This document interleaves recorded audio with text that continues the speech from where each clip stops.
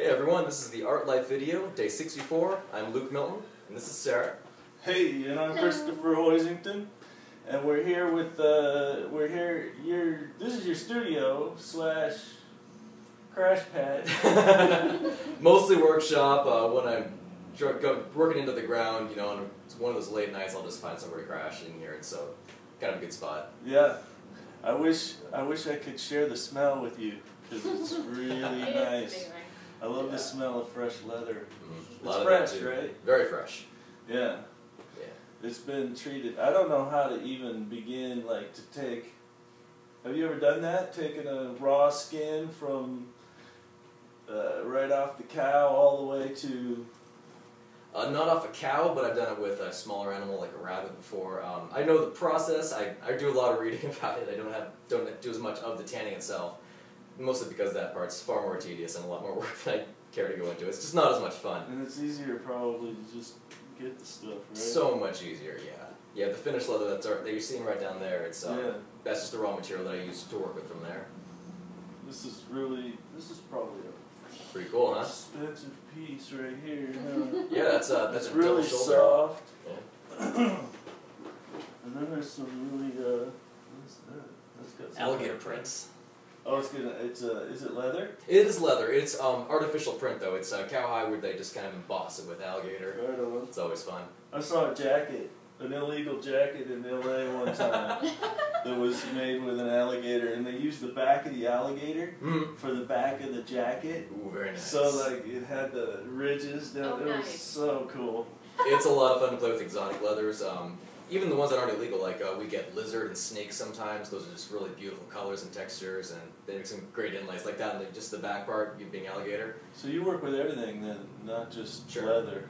Yeah, not just cow. Yeah, I work with. I got some rabbit right up there. I've got a few exotics that the guy who makes hats stopped by and just dropped off. So I took a whole bunch of those and been playing with those ever since. So how did you get started in leather? I've been doing a lot of different art since I was a kid. My family likes to do a lot of drawing and photography and stuff, but not much in the making kind of art. So even as a kid, I was terrible at drawing, so I decided to learn, woodworking, and I loved that. Went into metalworking and bookbinding and stuff like that, and I just love it so much. And of course, all those arts will tie into leather very well. Yeah. So sooner or later, you're going to come across leather. And I immediately took to it. I loved it. It was surprisingly easy. You'd be surprised how easy it is to make something really cool out of leather in a short amount of time. Yeah, I never had any. The closest experience that I've had to leather is I used to help. Well, we used to rebuild djembes, African drums. Yeah. Oh, nice. And we'd get them from Africa. They'd ship them over, and a lot of times they'd have worms in them. And they'd have cracks up the side, right? And they'd come right off the boat, and we'd get them by we'd get a bunch of them, and they'd be like these old rustic looking. They probably just put them together over in Africa and shipped them over, right? But pretty much, we get them. They look like they're ancient. They look like they're from 1,000 years ago. And the edges are all rough. The whole thing's just really, and some of them have holes in them. So we pull the whole thing apart, and then we put a new skin on. We sand the edges and get them all. But we put a new skin on, and a lot of times it was goat skin or calf skin. Sometimes for the bigger bass drums we'd use cow skin, but not very often. That's probably because the cow skins are bigger. I mean, I've seen the goat hides and everything we have a lot at the store, and they're only about this big. So if a big drum, you got stretched over the whole top. Most of the time, it's just the size of the animal to get full coverage. And it's the sound. Oh yeah. Those djembes with the goat skins or the calf skin's a little heavier, so it makes a little beeper. Boom, boom, boom. Those goat skins, man, you can get a really nice little ding, ding, ding right off of them. It's really cool. That's beautiful. And you're talking about they look all old and kind of worn and stuff. You'd be surprised how much it improves the look of leather to make it look old and worn. Yeah. Not destroyed, of course, but having that worn look on it, that's where a lot of the art comes in there. It's very difficult, but it can look amazing. I imagine that's probably part of what you try to. And I was talking to a woodworker about this same kind of thing. Really finely built furniture, if it's done right, it'll look better 30 years from now. Exactly. Because the way the wood ages and the way that the furniture we're designing, I kind of imagine it's the same way for you when you put together a piece. It's like you think about how it's going to wear, don't you? Absolutely, that's a big part of it. And much like wood, you know, if you take care of it, you condition it well enough, and it's going to last you 4 generations, you know. Yeah, because and this is a piece that he made for cosplay, which is something we should talk about. That's fun. Definitely. I don't do any cosplay. I love the idea of it. It kind of scares me. What is this? So it's a belt with it's got just those vials on there, kind of like a holster or like a ammo belt, and just those vials in there. It's you could put some kind of steampunk look. Yeah. Some kind of potion or powder in there that you could blow somebody up with. Exactly, just like that. I wore it to Rose City Comic Con 2 years ago, and I put vials of colored liquid, tea. I also stuck some liquor in there. It was a fun time. Well, what character were you? Were you a character?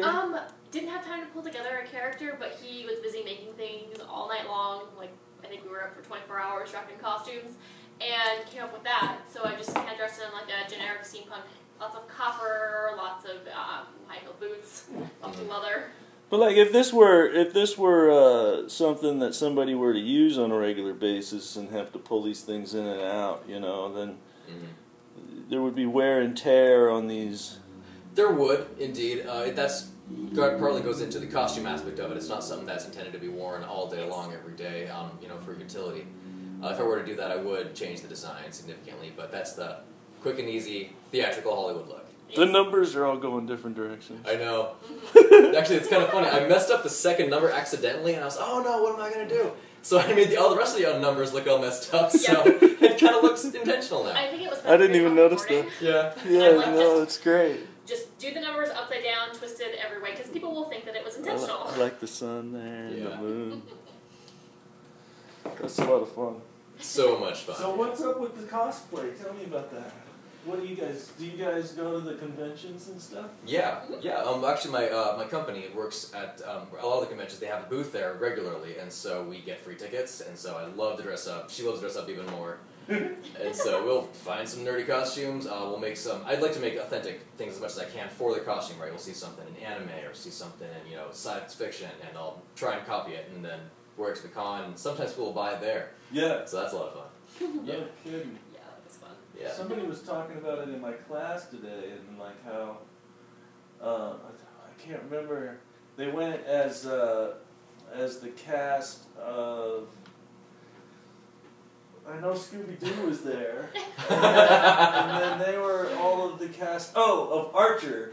Oh, Archer. Nice. And so and she was like, I didn't. She said that she'd never been or anything, and her friends were going, and they were gonna wear costumes, and so they said, well, you have to be the other office girl, not the big blonde one, but the other Cheryl. She doesn't better than I do. There you go.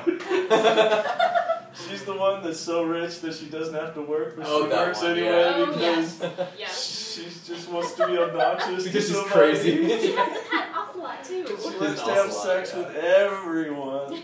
Everything constantly. Yeah, but no, this girl dressed up as that character, and they went as a group, and there were people like taking pictures of them, and they ran into the Scooby-Doo group. So there was the Archer group and the Scooby-Doo group there, and they were like, oh, we want to get some pictures of ourselves. Yes. Nice. A lot of that said all these people gathered around and started taking pictures of the Archer Scooby-Doo crowd. No, right? that crowd, they get very into it, like pictures, videos, challenge each other to dance-offs. They'll be in character the entire time, Yes. things like that. Yes. Last Halloween, I don't think it was for a con, but a friend of mine and a bunch of his friends were going as the cast of Princess Bride. Yeah. And so I made, made the mask and the belts for the Dread Pirate Roberts thing. Another guy, I made a full Captain America armor harness thing. Yeah, that's what I was wondering, is I was imagining like, a harness of some kind, where it comes over and comes around like a He-Man kind of thing. Yeah, that's exactly what it looks like actually. Yeah, it's got the buckles, it looks like almost like a parachute kind of thing, but it's got like, I tried to make it look kind of World War II-ish. but it's got some giant D-rings in the back, and huge pads somewhere to stick his shield on. He had this belt with all the pouches, like all the ammo clips and the boot You ever cover. make one of those flying, the flying hats with the flaps that come down? Oh, the old Snoopy hat? The leather, yeah. Oh, yes. I have not made one of those yet, no. Snoopy. Yeah. I love those hats. Red Baron hats, yeah. Yes. Can you do that kind of stuff? I could, yeah, absolutely. That would be great. So, let's see. You have a website and stuff where people can get a hold of you? Not yet. I'm still working on that right now. I'm just using word of mouth and Facebook. So I have a business email and everything. It's more difficult to have a website for commissions because when they see the website, they'd have to contact me anyway for that. So until I get regular products out, I'm just using Etsy. But okay. So that's Luke Milton, Luke Milton. Milton, on Facebook. The Facebook link is Voynich Crafts. That's Voynich Crafts plural. That's on Facebook. You can also reach me the same word Voynich Crafts at Gmail if you want to contact me for custom work. Cool. Yeah. And what company is it that you work for that goes to the conventions and stuff? Oh yeah, Tandy Leather. Tandy? Tandy. They've been around for 100 years or so. Okay. Yeah, it's all leather supply and everything. I actually got hired there after I've been doing leather for a long time. It wasn't the other way around. I came in, I've been a customer of theirs for years, and they just said, we should probably just pay you to be here. So I just stuck around. Do you do custom work there for them? Okay, so the company does not do custom work. They only sell materials. Yeah, it's like a Home Depot for just leather craft. Okay. So I am allowed to do those. I'm allowed to give up my cards, and if someone comes in and needs something done or made, I'll give them my card, and we'll speak afterwards, and we'll make an arrangement. Well, that gets you a little access to the materials too, huh? Oh yes, yeah. You get first pick of everything. I know what to get, what not to get. Yeah, it's a lot of fun. I get a lot of business from the store, actually. A lot of people come in, they need some repairs, they want something custom made, or what have you. Usually advice. Yeah, I'm there for you. I don't imagine that there's a whole lot of people doing it. I mean, you'd think. You'd be surprised, but we get people in every single day, in droves sometimes, especially on Christmas. A lot of amateurs. There's quite a generation gap, I'd say. A lot of our customers are either over 60, right, or they're in the 20s and under range. There's not a whole lot in between, I've noticed. That's just ballparking. That's just what I'm seeing. It's not a statistic or anything. Yeah. But there's a lot of it's coming back, and a lot of it for cosplay, costuming, even just as a new art, it's making a pretty big comeback. Yeah, because it seems like things sort of go out of, like, you would think, even like 50 years ago, I mean, people were making stuff out of leather by hand. There were still shoe people. I mean, there's still shoe people around, but there were people that you could actually go to, and they could measure your feet, and they can make you a pair of shoes. I don't know that you can find that anymore, right? You can, but not like you used to. We have cars of places that still do that by hand, and sometimes the only way to do it is by hand. Not just shoes, but anything. It's probably really expensive, I would imagine. For shoes, I don't know. It would depend on the person, probably, who's doing it. I know there's a guy, I think his name's George, does George's Custom Boots. George's Handmade Boots. He's in Pendleton. He does some amazing work. Yeah. Yeah, he's been doing it for, I mean, that seems to me like the trend would be more of an artistic bent to it. It's very much going artistic. The company had been very involved or very oriented towards kind of cowboy, saddle and tack. Right. But in the last probably 20 years, they've completely changed. They're focusing much more on the artist and the artistry. Yeah. And so that's been a great benefit for me. I met a guy years ago that carved leather. Yeah, I absolutely do that. Have you do that? Oh, absolutely. That's half of the entire art, actually. Half is just constructing things. The other entire half of it is carving. There's a whole section. You just use you have like knives and stuff. Yeah, absolutely. Yeah. He has everything, including an industrial sewing machine in the corner. Yeah. Yeah, all those tools right there you see on the left. Oh, hey. Oh, they did some right there, yeah. I was just messing around. So is this a stamp or is this a carving? Where you see in the middle is stamping, and there's carving around the edge. It's a combination of both. You use a tool called a swivel knife, and that's a combination with all the rest of these tools to make 3D images or patterns sometimes. What you have there is basket weave. Right. It's really common. You see basket weave a lot on police belts and holsters. A lot of military. It's done by hand. Yeah. Done cool stuff in that by hand too. Yeah. You can carve just about anything. It's just much like carve sculpting in clay or even drawing. If you can draw a picture of it, you can carve it. Right. So, Once you, yeah. I mean, it's probably you want to use thicker leather. It entirely varies on the project. Sometimes Really? you don't. Sometimes you do. Yeah. How delicate it is, what it is that you're carving. Yeah. So you got a show in the future, or what are your plans for the future with your art?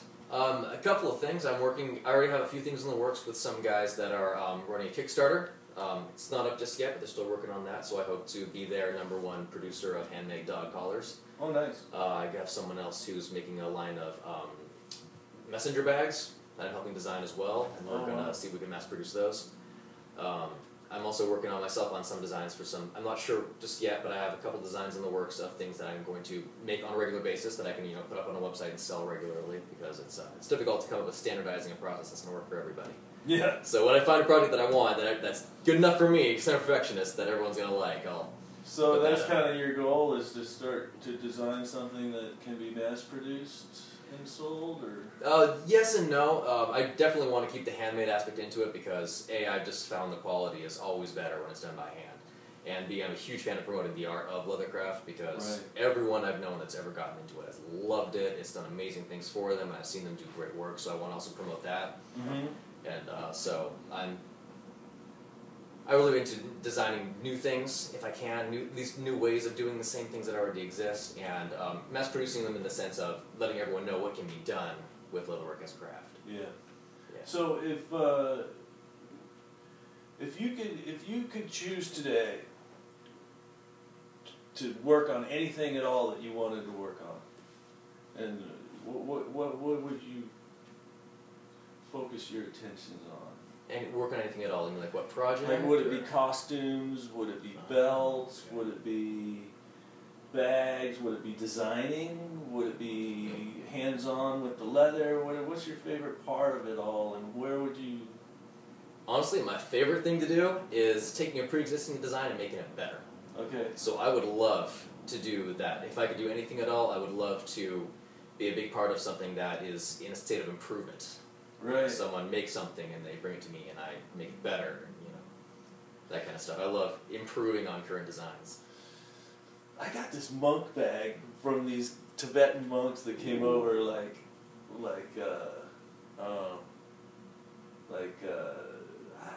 it's been like 14, 15 years now. Wow. But it's actually cloth, but it's a really heavy cotton cloth, and it was all handmade by these people over in, Wow. they're not in Tibet anymore, they're in India, right? But it's a really cool thing, and it hangs over your shoulder, and I've always thought that, a soft leather one would be really, in the way that they wear, because the handle just comes up, and it just goes over your shoulder, and it hangs really nice on your shoulder, and then it's open, and it has a zipper in the middle in the pocket, and it's just a really simple bag, but it's like, the way it hangs on my shoulder is so perfect. And then I can just imagine if it was leather, that it would, over time, conform to your shape of your body. It does do that, yeah. And, it would wear, the way that it wears, it wears into you. So it becomes, it's like a baseball mitt. Mm-hmm. When you were a kid, Yep. you were always trying to break it in, because then it became yours, right? People don't seem to realize how much leather actually is skin. You just associate yourself from it. You just think of it as, it's another just art material. You don't realize that's actually tissue. And as such, it reacts like skin does. It stretches, it'll conform to things. It's the same way any natural skin actually would. Leather's going to do the same. So yeah, the most expensive shoes that I've ever had, they were leather. Yeah. And they hurt my feet like crazy for about a week, right? And then they were the best shoes ever. But I don't know whether my shoes were being broken or my feet. I'm not sure. But, a little of both, maybe. But by the time me and the shoes got done with that conversation, we were okay. So anyway, there is we're putting together a gallery that we're doing once a month. We call it the Fourth Effin' Friday. Nice. I love the name. Yeah. Yeah, we call it the FFF in case anybody forgets what that means. So the first one's going to be on the 23rd, which is a week from this Friday. Okay. And we invited all the artists to participate in that one from before the first of the year. Now we're in January, so we're setting up for February 27th, which is the fourth Friday on February 27th, and we'd like to officially invite you to bring some of your work and business cards and come meet I can a model bunch for you. of people, and that would be Please awesome. do. Yeah, I'd love to. And we're gonna do a free will raffle. Like if anybody gives a $5 donation or more, then they enter into this raffle, and we raffle off artworks. And we ask all the artists if they can to put together something small that we could put into the raffle and see if we can raise some funds to help pay for, the cost of the, putting on the thing and all of the running around and everything. Yes. So General expenses. cool, yeah. So the first one is on January 23rd. Mark it on your calendar and make sure you come. And then on the 27th of February, that'll be Luke Milton's official day to show off his stuff and come and meet everybody. Awesome. You're welcome to come Okay. to the first one if you guys want. That would be amazing. Thank Come you. through. Yeah. We're gonna have some food and music and stuff. Yeah. So, you have any final words that you wanna? Anything you wanna plug? I already plugged myself, so check out Leatherwork. People don't seem to realize how awesome it is. It's surprisingly easy and it's a ton of fun. So This guy's really good at it. I am very good at it. Are these some stuff that you made too? Yes, it is. Yeah. Oh, hey, we gotta show this stuff off. Yeah, so yeah. Leatherwork is so much cooler than plastic, let me tell you. This is really fun. Yeah. That's a constellation on there. Yeah. That's a fun one. That's the backside. Yep. Anyway. I wish I had more stuff, but it's usually make it and then, ship it off to the clients. Yeah. So anyway, that's where we're at. Luke Milton. Check him out. Don't forget him. We love you. Love you too. Bye-bye.